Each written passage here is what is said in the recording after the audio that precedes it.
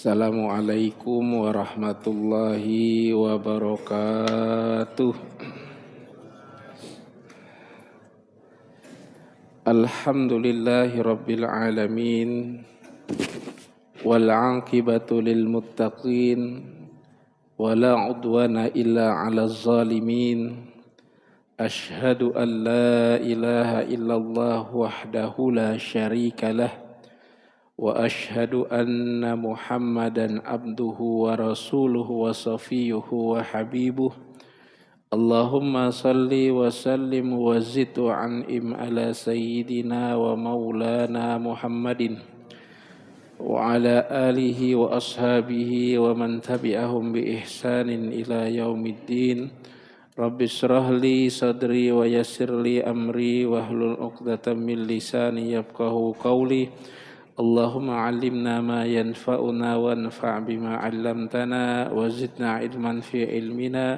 Subhanaka la ilma lana illa ma 'allamtana innaka antal alimul hakim. Yang kami muliakan segenap pengurus Masjid Baitul Maghfirah yang dirahmati oleh Allah Subhanahu wa taala, para tuan guru, para imam, tokoh masyarakat, tetua kampung, bapak-bapak, ibu-ibu, hadirin, hadirat yang insya Allah semuanya dirahmati oleh Allah Subhanahu wa ta'ala. Amin. Alhamdulillah, bersyukur kita hari ini kita diberikan kesehatan, keafiatan, kesempatan sekaligus keimanan dan ketakwaan. Alhamdulillah, kalau hari ini kita dapat berpuasa 10 Muharram, baik yang puasanya kemarin atau yang hari ini, mudah-mudahan kita benar-benar mendapat fadilah, yaitu dosa-dosa kita setahun yang lalu diampuni oleh Allah. Amin. Dan tentu saja menurut penjelasan ulama, dosa yang diampuni dosa kecil. Dosa besar masih tertangguhkan sampai kita bertobat minta ampun kepada Allah.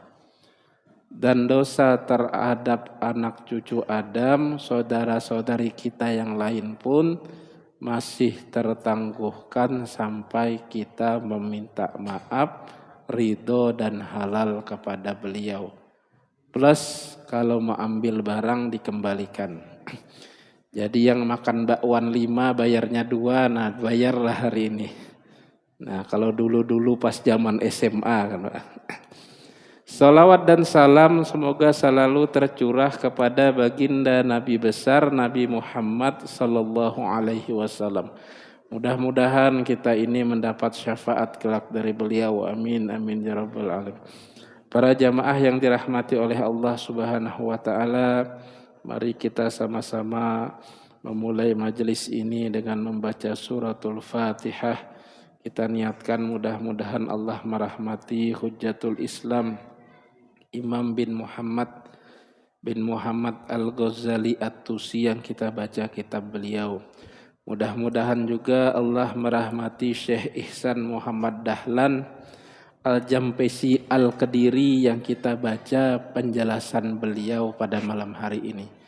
Mudah-mudahan Allah merahmati guru-guru kita, wabil khusus kedua orang tua kita, dilapangkan kubur mereka, dijadikan taman-taman surga. Mudah-mudahan yang masih hidup dianugerahi kebaikan hingga akhir hayat beliau. Jamaah yang sakit mudah-mudahan dianugerahi kesehatan, yang susah diberikan kemudahan, yang sempit rezekinya mudah-mudahan dilapangkan, diijabah doa-doa kita, dikabulkan hajat-hajat kita yang baik di dunia dan di akhirat. Anak cucu keturunan kita dijadikan hamba Allah yang solih dan solihah.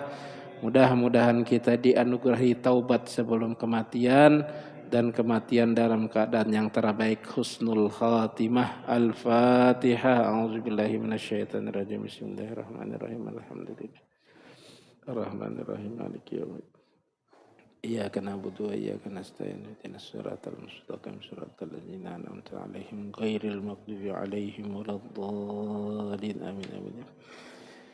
Jamaah yang dirahmati oleh Allah Subhanahu wa taala, rasanya sebulan kita tidak berjumpa. Nah, karena kemarin berhalangan.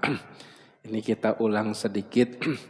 Para jamaah, kitab yang kita baca ini menjelaskan bahwa tahapan kita pertama menuju ke surga Allah, menggapai keridhaan Allah itu dengan tahapan belajar.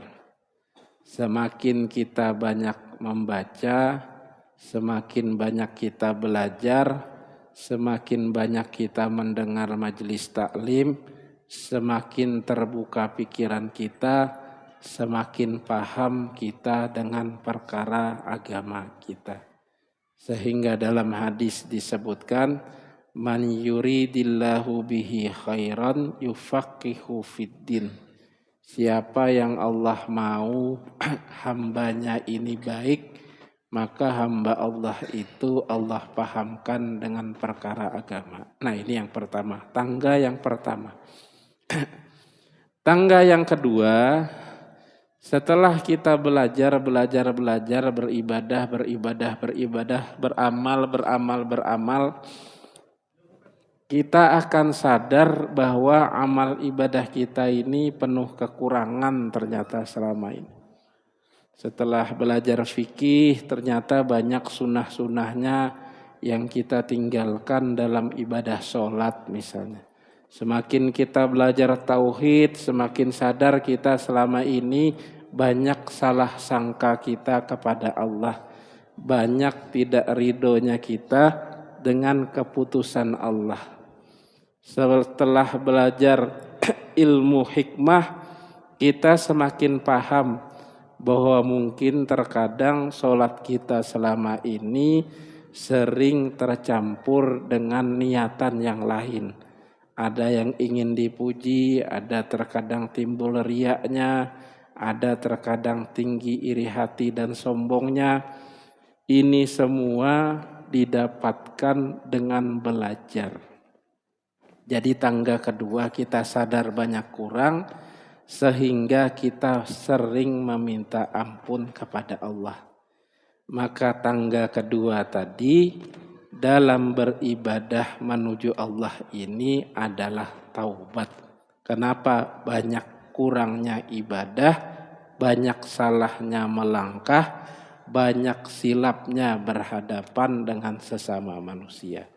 Nah, para jamaah, setelah kita terus belajar, terus beribadah, sadar diri penuh kekurangan, banyak beristighfar, banyak bertaubat, sampaikah kita kepada surga Allah? Ternyata belum. Ternyata dalam perjalanan kita itu kita dihadapkan dengan berbagai tantangan dan rintangan. Bahasa lainnya kita diuji. Kalau SMA semakin naik kelas pelajaran semakin susah. Jenjang kuliah semakin naik semester semakin sulit. Yang paling nyata bayaran semakin banyak. Orang tua pusing. Nah, apa ujian, halangan, cobaan yang menghampiri kita? Ini sekilas pada. Satu adalah kesibukan duniawi. Kalau kita mau beribadah, itu ada aja kesibukan yang menggeser niat kita tadi. Yang kedua, apalagi yang mengganggu kita, menghalangi kita, terkadang manusia atau kawan di sekeliling kita. Jadi kadang ada aja. Yang ketiga, apalagi yang mengganggu kita itu bisikan setan. Mau sholat subuh misalnya digoda malamnya main HP aja Pak.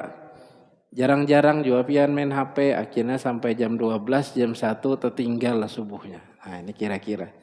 Yang keempat, apa yang mengganggu kita, hawa nafsu kita.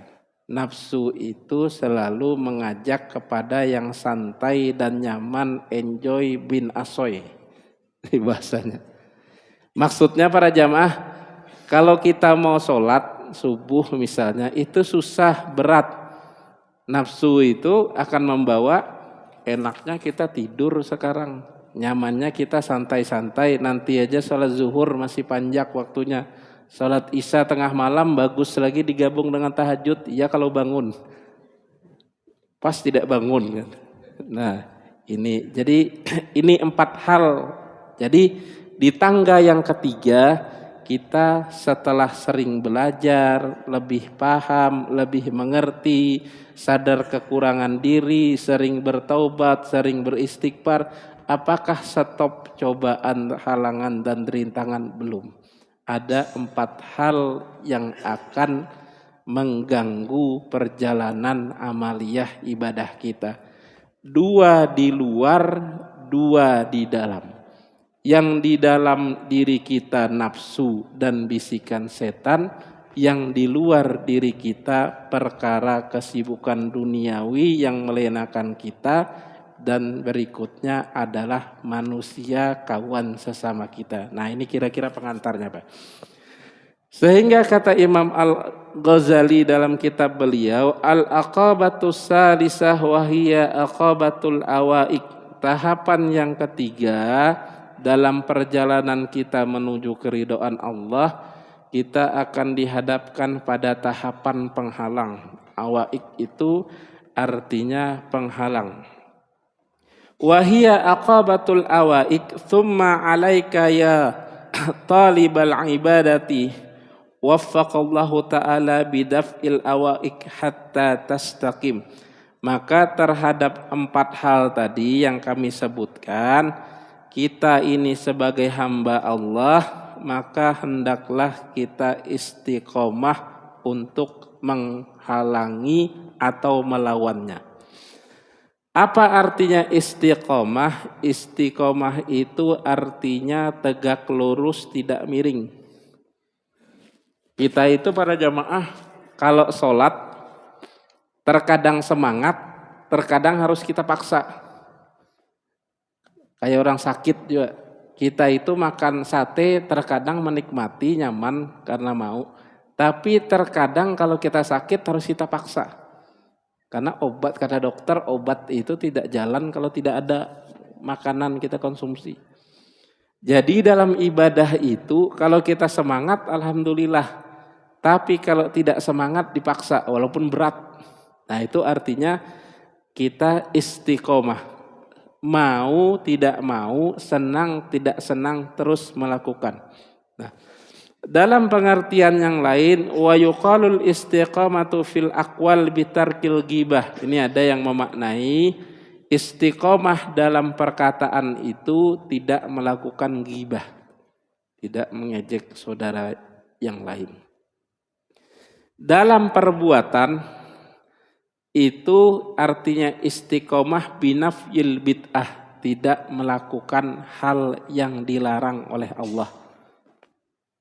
Sehingga kata ulama itu standar minimal kita itu kalau tidak bisa mengundang rahmat Allah, membuat malaikat mencatat kebaikan, minimal tidak berbuat keburukan.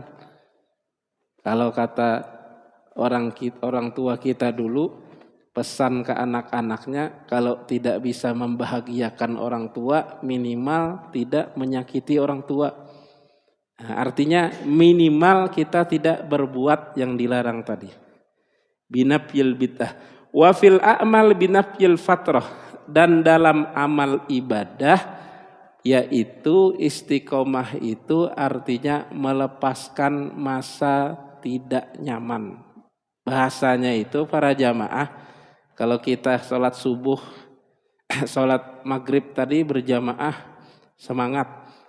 Nanti datang masanya hilang semangatnya. Sholat isya tidak semangat. Semangat tidak semangat, malas tidak malas, tetap kita sholat isya berjamaah di masjid. Nah itu artinya. Kalau bahasa anak muda sekarang futur. Bahasanya itu lagi kumat malasnya Pak. Bad mood. Nah Jadi kalau bad mood pelukis itu hilang, mau melukis apa. Kalau dalam ibadah tidak. Malas tidak malas, senang tidak senang, sakit tidak sakit, tetap sholat. Makanya dalam ibadah sholat itu dimudahkan. Berdiri tidak bisa duduk, duduk tidak bisa di kursi di atas lutut tidak bisa bersila, tidak bisa bersila telentang berbaring, tidak bisa berbaring pakai isyarat mata, tidak bisa mata bergerak pakai hati tidak bisa kita sholatkan. Nah bahasa fikihnya. Artinya sudah habis. Nah, selama masih ada sadar, masih tetap. Nah, jadi itu istiqomah dalam amal ibadah.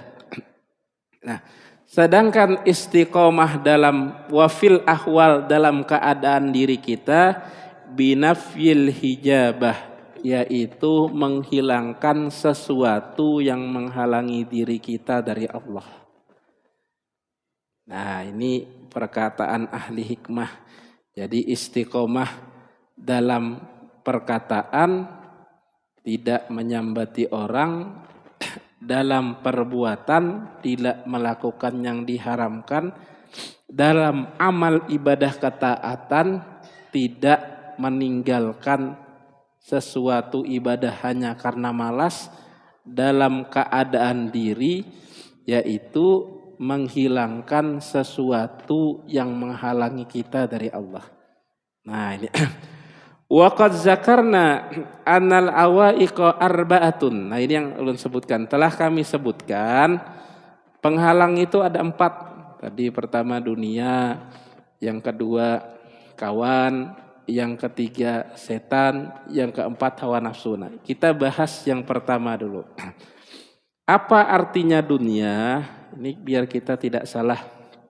Nah, dunia itu para jamaah sebenarnya bukan semua perkara yang ada di dunia. Karena di dunia ini banyak juga yang baik.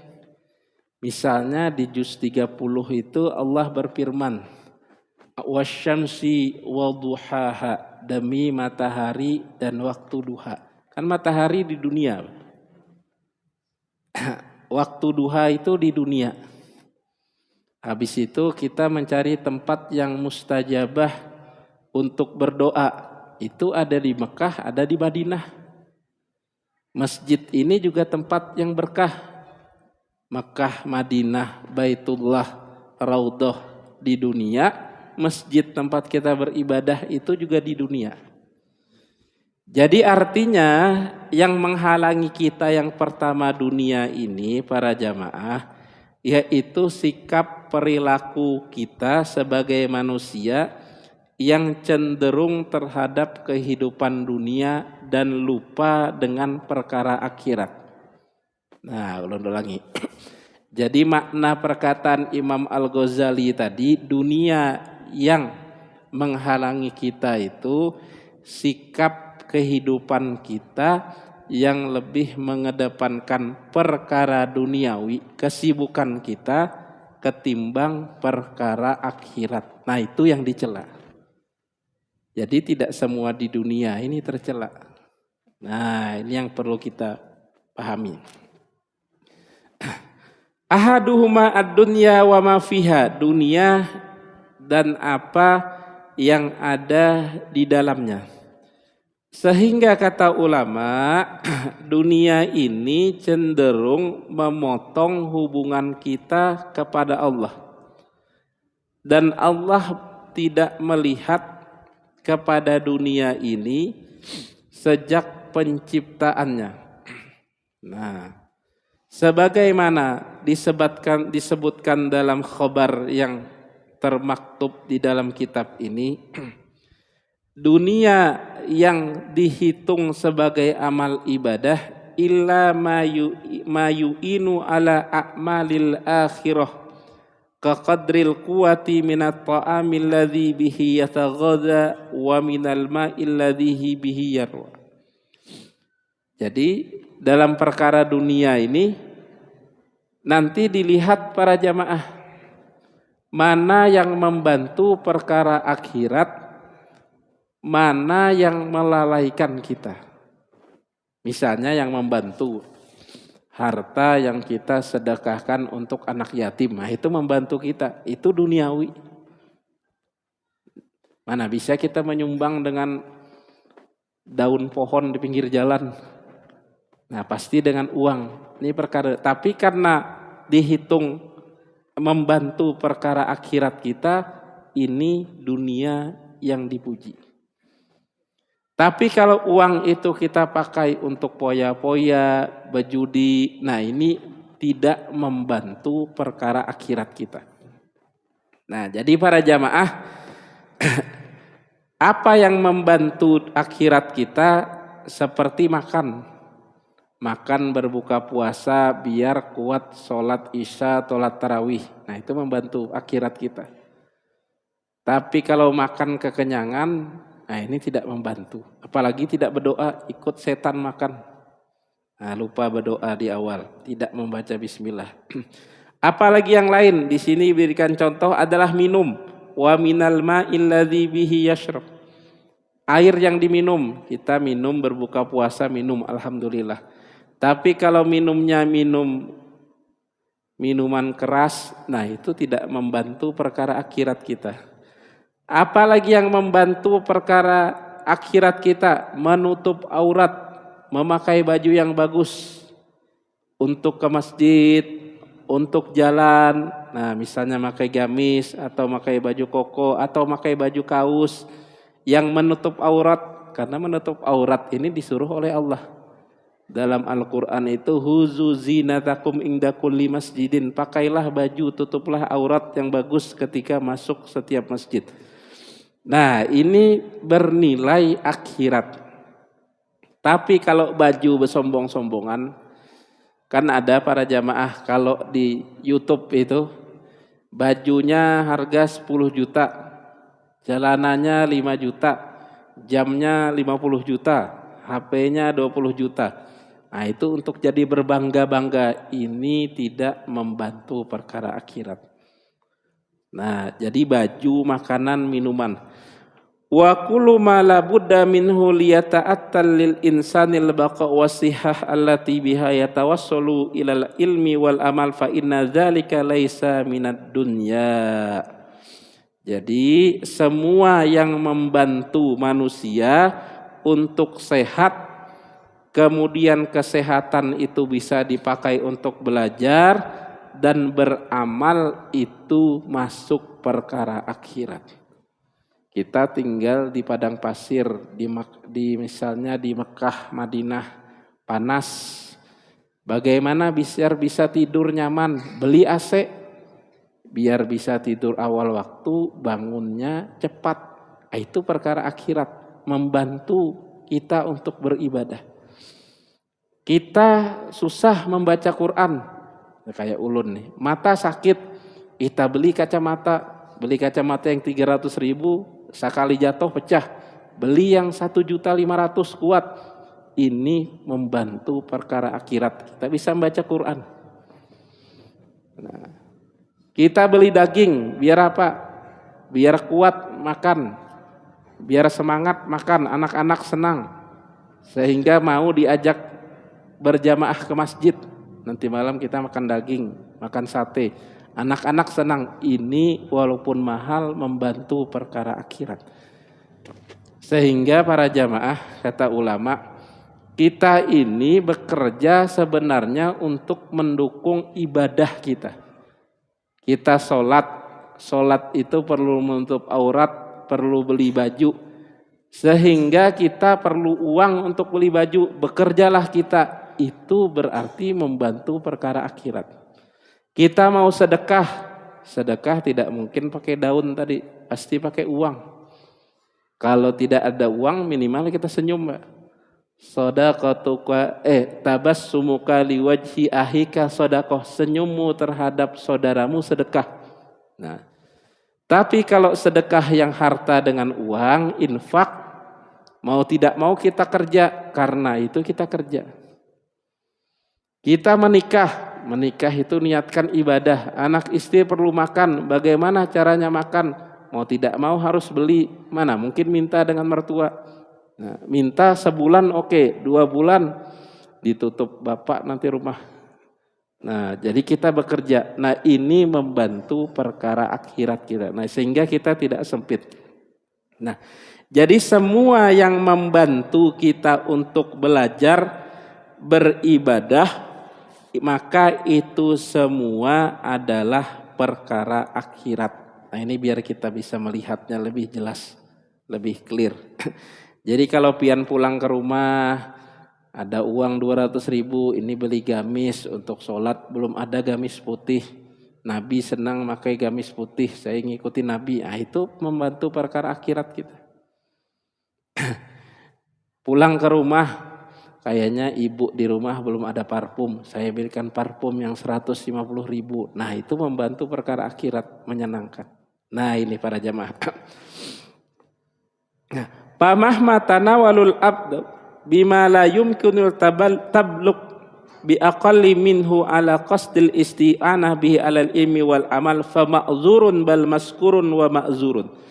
Walaupun kita itu para jamaah dalam usaha kita melengkapi pekerjaan kita tadi tidak sampai, kita tetap mendapat pahala. Maksudnya seperti ini para jamaah. Kita ini melihat kawan di samping bersedekah. Kita terpanggil, saya mau bersedekah juga. Kita melihat orang di sebelah kita tiap hari bisa berkurban kambing. Kita mau juga berkurban. Kayak apa caranya Pak? Kata tetangga di sebelah, pian tiap bulan sisihkan 300.000 atau 250.000. Kita sisihkan sampai sudah 2 juta. Pas sampai 2 juta anak sakit masuk rumah sakit, hilang 2 juta tadi.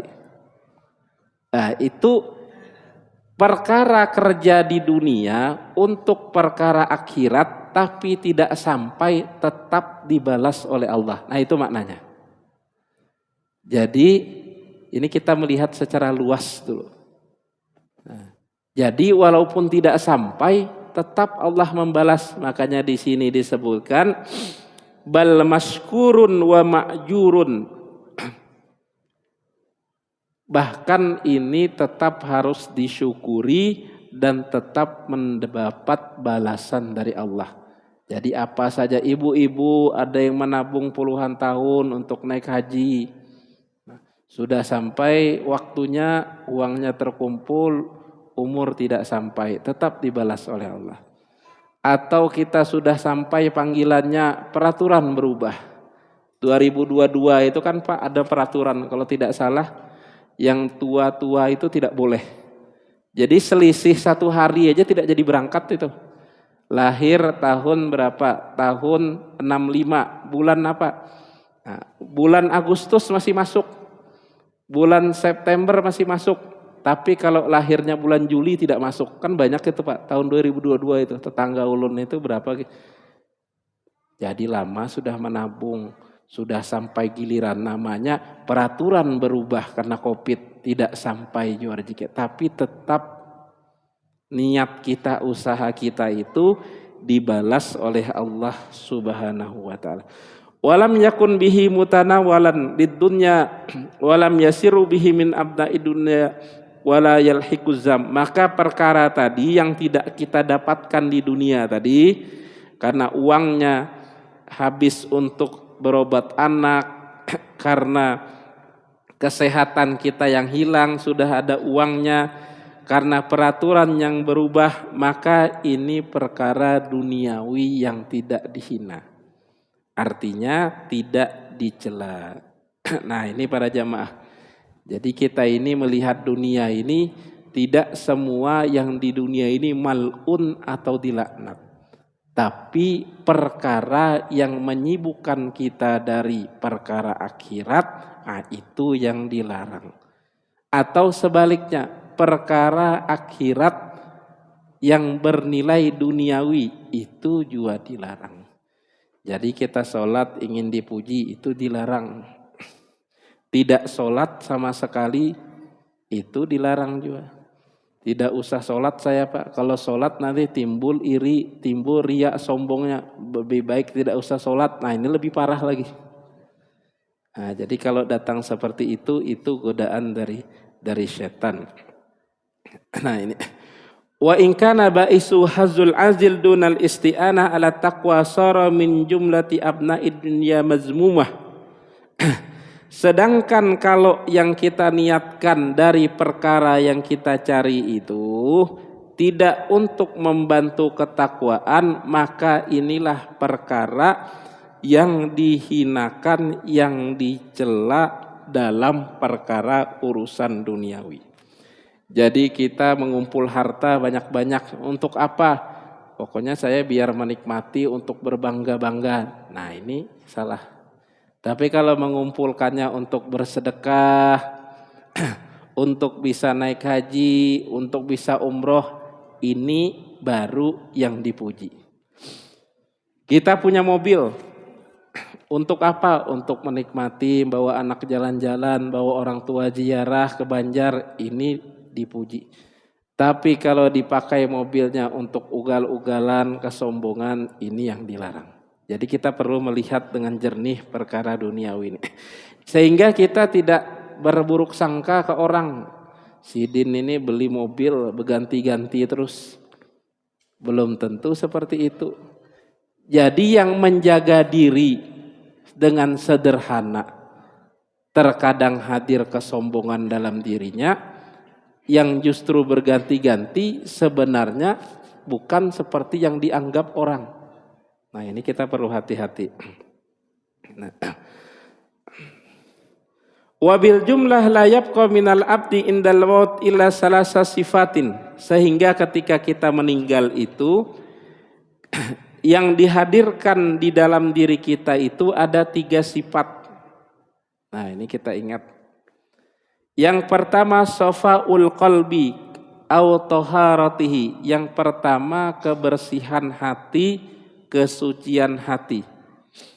Kebersihan hati ini tidak bisa kita dapatkan kecuali dengan menahan syahwat, keinginan perkara duniawi kita. Nah ini bagaimana caranya? Ini misalnya Pak, kita ini kan kata Nabi, anak cucu Adam itu kalau punya 2 gunung emas, nanti mau lagi yang ketiga. Kita itu kan mau lebih terus.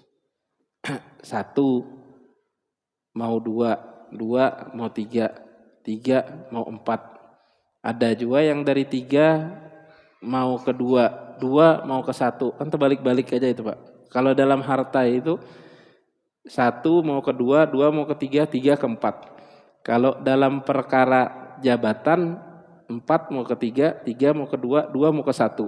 Nah itu kan terbalik-balik aja. Kira-kira gitu lah. Ya. Itu keinginan kita itu disebut syahwat.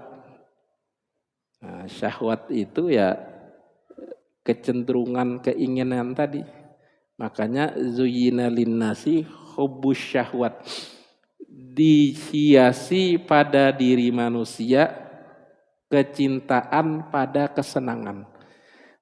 Kenapa kita mengikuti syahwat itu? Jawabannya itu sebenarnya gampang, karena ada kenyamanan, ada kesenangan. Ini mohon maaf, misalnya kita makan sate, itu nikmat Pak, karena nyaman. Coba satenya enggak dibakar. Ada yang mau makan Pak? Atau satenya itu sudah 3 hari yang lalu bau, nah itu kan tidak ada kenyamanan di lidah. Nah itu kita tidak ada hilang nafsu saya apa, satenya basi, sate 3 hari yang lalu gitu kan. Nah itu tidak ada kenyamanan.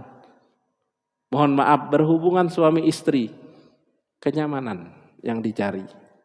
Itu mau tidak mau, mengakui tidak mau mengakui, itu yang kita cari.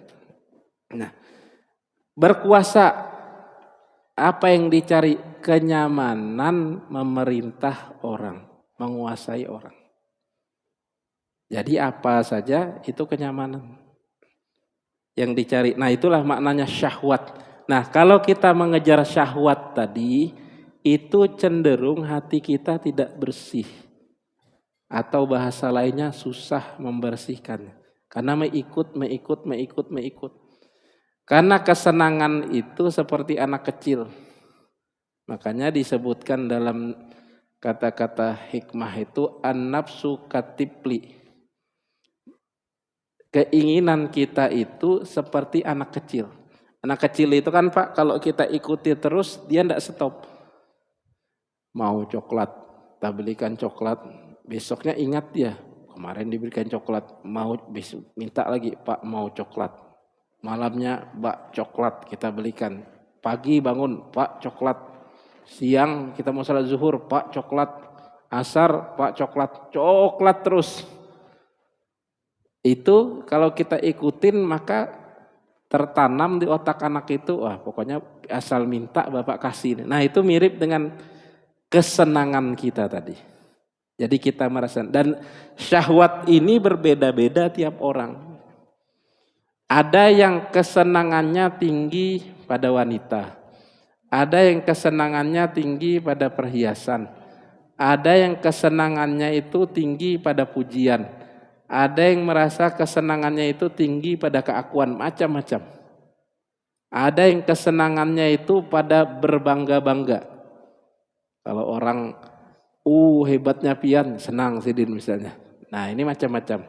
Maka yang pertama, itu tidak bisa kita menggapai kebersihan hati kecuali dengan bil kaffi an syahwat, menahan. Jadi menahan rasa untuk senang tadi. Nah, kan sesaat aja itu Pak. Kalau kita makan sate itu kan Pak nyamannya di lidah aja. Sudah masuk sini hilang sudah. Itu aja lagi.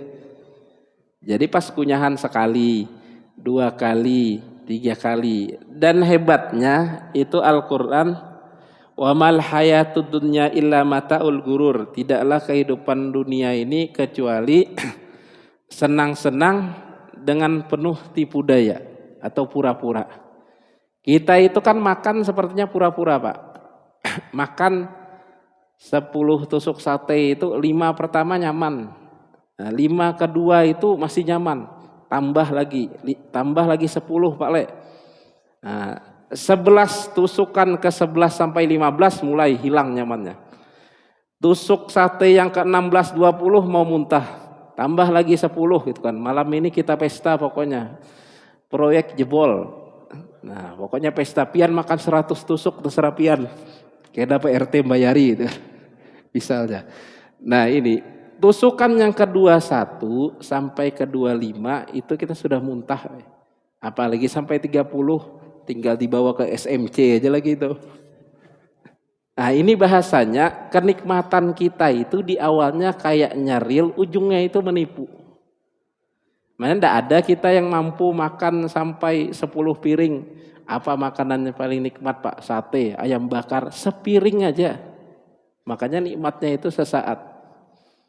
Nah, makanya sesaat itu saja. Makanya kalau kita mengorbankan akhirat yang untuk sesaat itu disebut dalam Al-Quran kita merugi. Nah, jadi kalau kita lihat para jamaah, semua syahwat, tadi kan kita syahwat itu apa? Sesuatu yang menyamankan, yang kita nyaman, beda-beda. Semua kenikmatan itu pasti sesaat dan berbatas waktu. Hubungan suami istri sesaat aja nyamannya Pak, habis itu pusingnya sebulan. Yalah Pak. Coba kita lihat. Makan sepiring aja. Berkuasa saat orang tunduk sudah turun berubah orang, hilang. Apalagi kenikmatan memiliki harta, mobil sesaat saja. Kapan? Saat kita nyupir. Nah, pas mobil itu di garasi tidak ada nikmatnya. Artinya lain lagi nikmatnya. Karena kata Imam Al-Ghazali, nikmat harta itu yang kita rasakan itu adalah yang kita pakai. Misalnya baju ini ulun pakai nyaman. Kapan? Saat pakai baju ini. Kalau bajunya di lemari hilang nyamannya. Nah, mobil kapan? Saat dipakai. Rumah saat didiami. Kalau didiami banyak tagihan hilang juga nikmatnya. Nah, jadi ini artinya yang sesaat tadi. Nah, bikaffi syahwat dunia. Jadi keinginan kita menikmati dunia itu hendaklah ditahan. Yang berikutnya adalah mana tadi? Sofail wasani. Nah, sesaat juga pengajian kita nih, Pak.